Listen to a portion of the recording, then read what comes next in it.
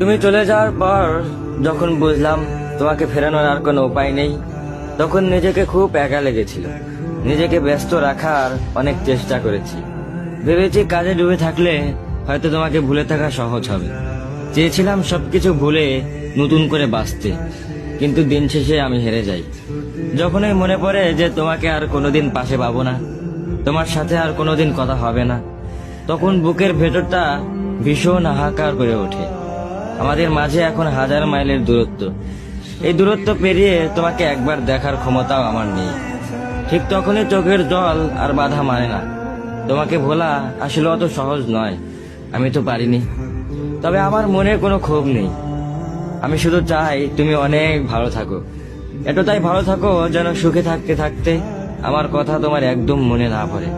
আমার অভাব যেন তোমাকে এক মুহূর্তের জন্য উদাস না করে। তোমার এই নতুন জীবনে তুমি এতটাই হাসি খুশি থাকো যে আমার স্মৃতি যেন তোমার মনে আসার সুযোগটাই না পায়।